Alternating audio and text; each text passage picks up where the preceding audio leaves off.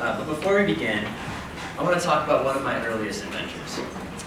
In this picture here, this particular day, my brother and I had spotted a parachute flying low above our house. And we chased it into a nearby field. And in the process, my brother got caught in a mud puddle and lost his boot. But more than that, it really made an impact on me. And that night, I remember going back home to ask my dad if I could become a parachuter.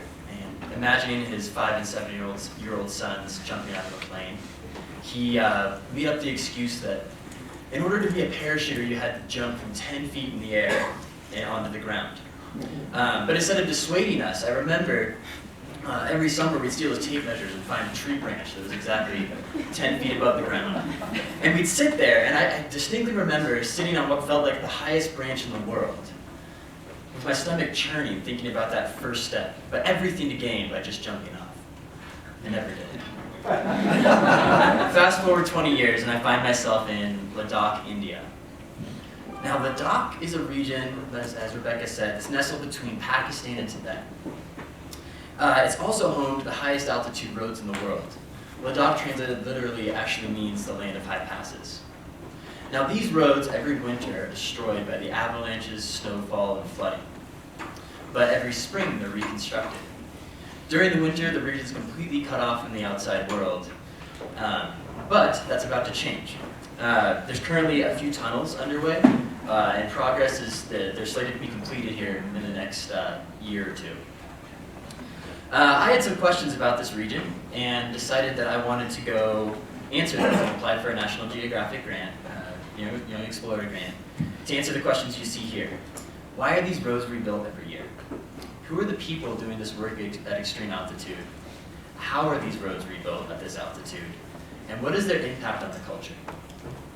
So last year, I traveled with my team to Leh. Leh is a lot like Telluride, actually. It's a high mountain town, and it's the main center of action, but it's also in a very remote area. I traveled there with my team here, and you might recognize the guy on the left as my brother. He survived with both of his boots this time. We have Kush Busina, Rachel Kent, Willie Forsyth, and myself.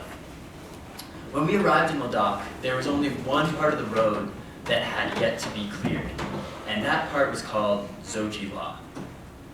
So Zoji La is a completely avalanche-stricken area. So the reason it hadn't been cleared yet is that they clear it every morning, but every afternoon, avalanche would come and just destroy their progress. Wow.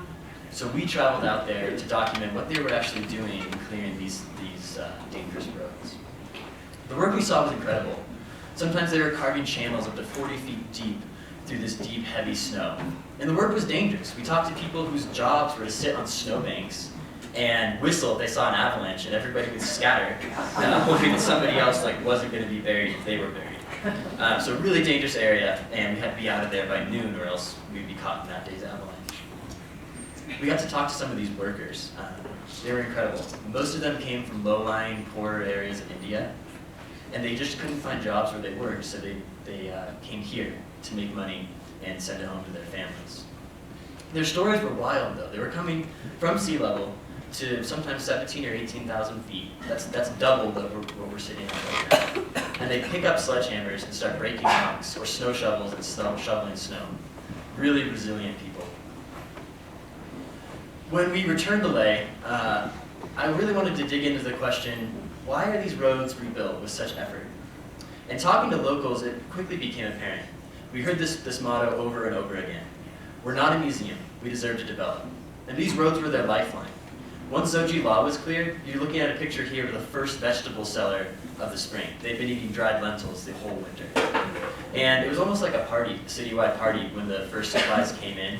And it really became a dual life we saw, during the winter months versus the springtime. My team soon left after we visited Zoji La, but I stayed to visit an area called Zanskar Valley. Now, Zanskar is a very, very remote region in the middle of Ladakh, which is already very remote. But I wanted to travel here, as it's one of the last paradises of Buddhism. But I had to wait for the road to open. The only other way to access this place for most of the year, so about 9 months out of the year, is a frozen river and an 8-day trek over this river. But the day the road opened, I jumped on a motorcycle and embarked on a 22-hour ride from Leh to Zanskar. Along the way, the roads just completely degraded, and before I knew it, I was just driving my bike through glacier streams and terrible puddles again, and this glacier water would just splash up and get all over my clothes, completely soaking me. And then the biting, cold mountain winds would just freeze that water on my clothes. I'd go over passes and the snow would stick to me, and before long I was just moving my fingers and toes to like keep them warm so I could continue using the motorbike. But eventually I made it, and this is what I arrived to, Zanskar Valley.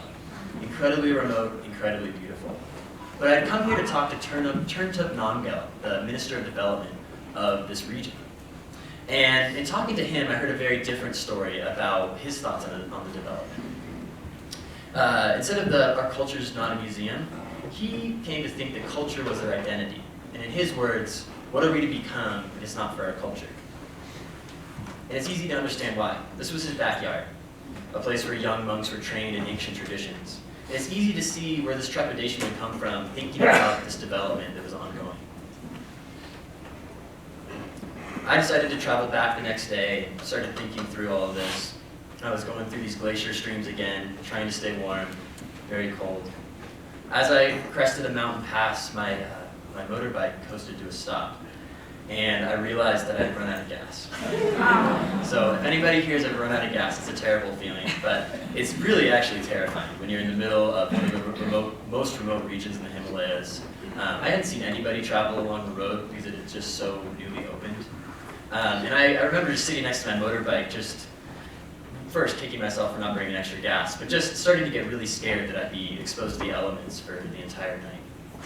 But then I heard a car, and before long I saw a truck bumping around the corner, and two young boys, about my age, not too, Tilly and Tashi, rolled up, and without even saying a word, they threw my bike into their truck.